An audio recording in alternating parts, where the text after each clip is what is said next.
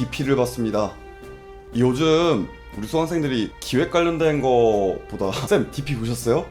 진짜 DP에서 하는 그런 것들이 진짜 군대에서도 일어나는 건가요? 라는 것도 더 많이 물어보고 씁쓸한 한편으로, 그리고 또 좋은 게 뭐냐면 선생님이 또 군생활이나 이런 것들을 또 설명해 줘야 되지 않습니까? 그러면서 아저씨들은 군생활 얘기하면 일단 입이 터집니다. 그러니까 사실 수강생들이 평소에 같았으면 선생님 군생활 얘기하면 되게 싫어했을 텐데 요즘 되게 좋아하더라고요.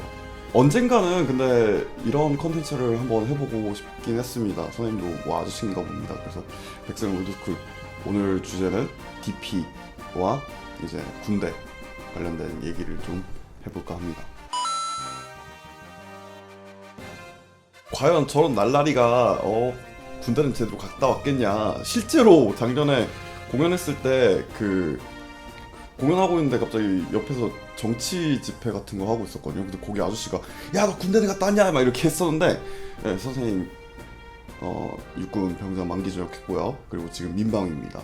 그래서 그런지 DP라는 이 드라마가 선생님한테 굉장히 많이 와닿았고, 어떤 분들은 약간 PTSD 온다 이런 얘기를 하시던데 뭐 그 정도까지는 아니더라도 좀 많이 격렬하게 공감이 좀 됐던 건 좀 사실이긴 합니다. 물론 사실 조금 과장된 것도 없지 않아 있습니다. 실제로 선생님 같은 경우에 09년 9월 군번이거든요. 근데 선생님 때도 병영 부조리라는 게 많이 개선되던 그런 시점이었기 때문에 뭐 구타는 있었어요. 구타는 있었는데 그렇다고 해가지고 엄청나게 막 버티지 못할 정도로 그 정도까지 구타는 없었거든요. 그 DP에서 묘사된 그런 병영 부조리나 이런 정도까지는 공감이 조금 안 되긴 하지만 그래도 뭐 다른 어떤 군대 관련된 부분에 있어서 굉장히 좀 공감이 많이 됐습니다.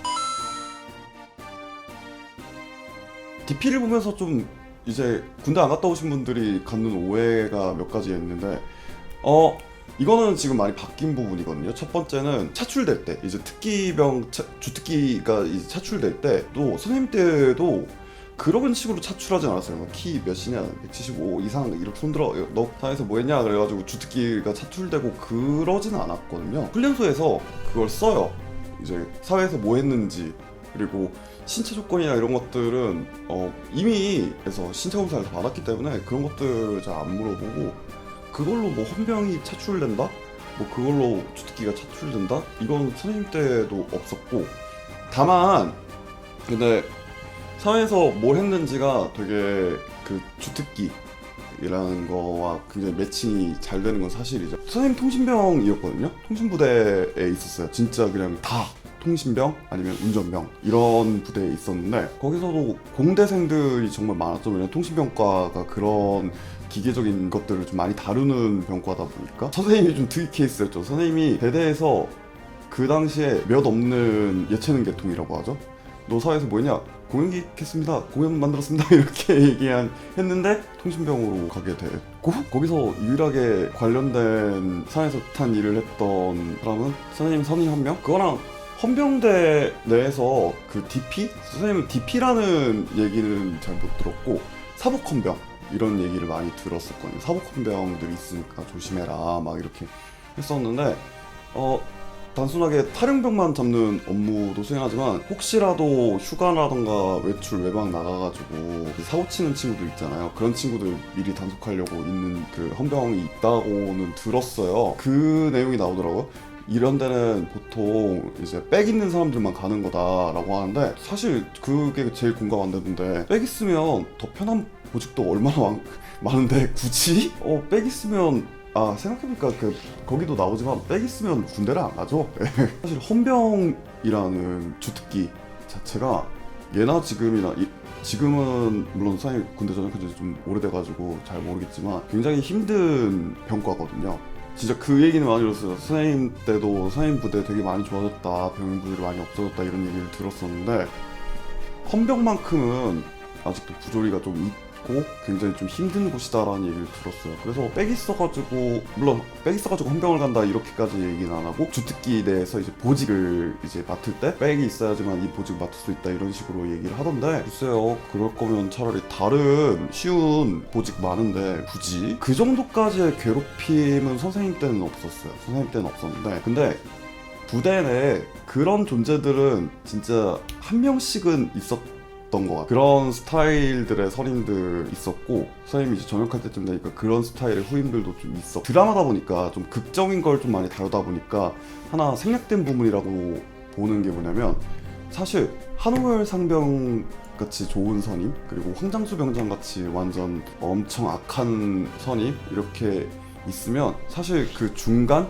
정도 되는 선임들이 훨씬 더 많아요. 이제 뭐 그 중간 정도 되는 선임들은 이제 그 양옆에 이제 물들겠죠. 한우열 상병이랑 조금 더 가깝게 되는 그런 선임들도 많아서 생각보다 엄청나게 막 버티기 힘들 정도로 선임들이 정말 악독하다?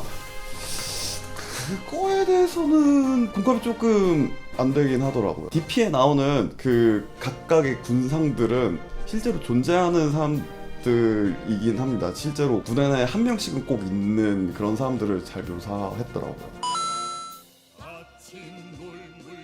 선생님의 군생활은 생각보다 편했고 재밌었습니다. 편했다고 하면 선생님 군대 용어로 꿀 빨았구나 이렇게 생각하실 텐데 아니고요. 네.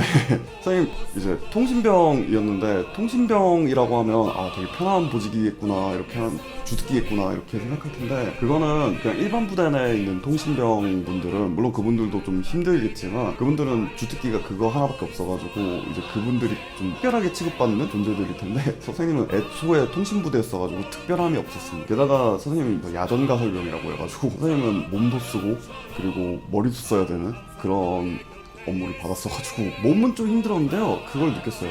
아 여기 되게 시스템 자체는 사람답지가 않거든요. 시스템 자체는 되게 뭔가 다양성을 인정 안 해주고 뭐 그러는데, 되게 다양한 군상들을 많이 만날 수 있었고 다양한 친구들을 많이 만날 수 있었고, 그래서 되게 재밌었고, 선생님은 군 생활 추억 물론 다 좋다고 할 수 없겠지만 되게 재밌었습니다. 지금도 군대 선임들이랑 후임들이랑 가끔씩 연락하고, 코로나 이전에는 자주 만나고 그랬고, 되게 그게 같이 사회에서 뭐 할까 이런 것들 많이 얘기했고 그랬는데, 다들 참 다양하게 살아가고 있는 모습 보면 걔네들 참 다양하게 잘 살고 있더라고요. 다들 참 보고 싶네요. 원래 코로나 전에는 자주 만나고 그랬었는데 참 아쉽고 그렇습니다. 군생활이 사회생활에서 도움되는 거? 약간 심적으로는 거기도 작은 사회이기 때문에, 그리고 사실 병원 부조리가 많이 없어졌다고 하지만 어느 정도 있는 건 사실이거든요. 그래서 그런 부조리함이나 이런 것들을 견딜 수 있는 마음, 그리고 그럼으로 인해서 얻게 된 융통성. 선생님 같은 경우에는 통신병과 나왔잖아요. 게다가 야전가설병이라고 하면 유선, 즉 이제 선 같은 거, 케이블 같은 거 많이 다뤄요. 그래서 선생님은 사실 그 전까지는 기계나 장비 이런 메커니즘이랑 연이 하나도 없다가 거기서 그런 것들을 배워가지고 사회 나와가지고 그런 메커니즘에 대한 이해도가 좀 더 늘어났어요. 그래서 가끔씩 우리 수강생들 막 음향 장비라던가 이런 것들 같이 다루고 만지고 그러면 선생님이 그냥 팍 꽂고 막 이렇게 할 때 그래도 되는 거예요? 이렇게 하는데, 그런 거에 대한 좀 두려움이 많이 없어져가지고 오히려 이해하는 데 좀 쉬워졌죠. 그리고 이거는 약간 TMI인데, 통신병 같은 경우에는 원래 통신 관련된 기업이나 이런 데 들어가면 가산점이 붙는 걸로 알고 있어요. 특히 이렇게 선생님처럼 유선통신 같은 경우에는 그런 것들, 물론 이게 군가산점에 해당되는 게 아니고 그 병과를 맡았으니까 어느 정도 전문성을 인정을 받는 거죠.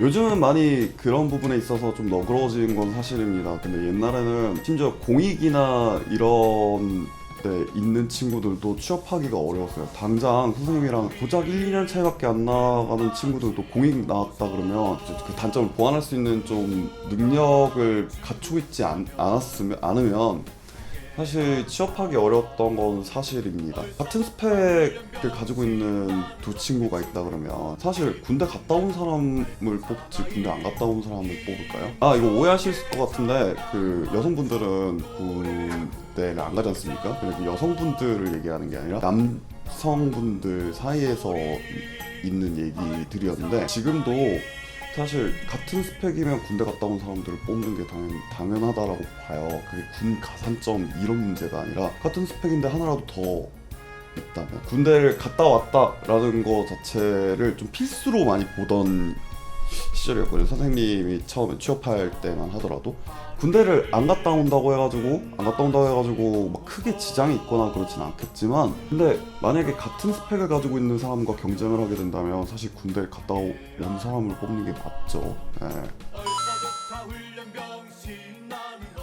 자, 오랜만에 선생님이 사실 넷플릭스를 잘 안 봤거든요. 넷플릭스 그래서 이제 끊어놓고 정액을 안 하고 썼는데, 오랜만에 넷플릭스를 다시 재가입해가지고 보고, 또 그만큼 굉장히 공감도 많이 됐고 되게 다양한 이야기거리들을 많이 볼 수 있어서 참 좋았던 순간이었습니다. 마지막으로 말씀드리고 싶은 거는, 이제 가야 될 친구들, 군대를 가야 될 친구들한테 할 수 있는 말은, 드라마이기 때문에 좀 과장된 면은 있습니다. 물론 그렇다고 할지라도 군대라는 게 일반적인 조직이랑은 정말 다른 공간이거든요. 그래서 되게 힘들 거예요. 많이 힘들겠지만 그것도 사람 사는 곳입니다.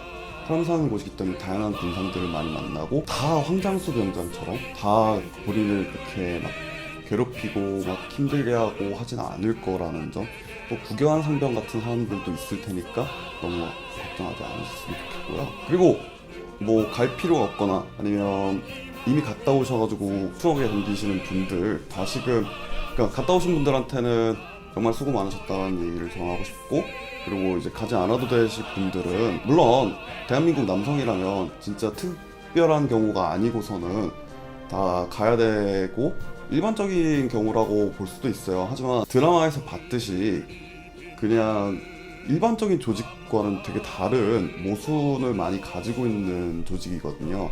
그래서 혹시 주변에 뭐 군인이 있거나 앞으로 가야 돼, 또 갔다 온 사람들한테 조금이나마 존중하는 마음이라고 해야 될까요? 그런 것들을 담아서 대해주시기 바라고, 수고했다 이런 한마디 남겨주시면 어떨까 싶습니다.